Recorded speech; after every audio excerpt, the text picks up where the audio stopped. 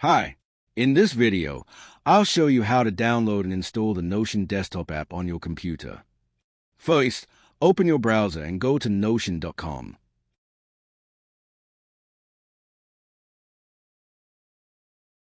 At the top of the page, click Notion. Then, click Download App.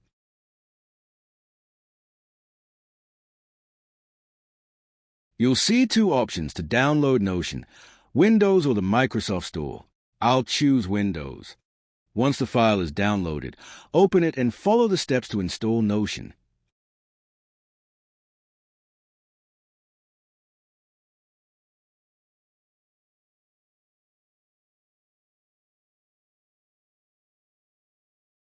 After installing, open the Notion app. I'll fast forward while I log in.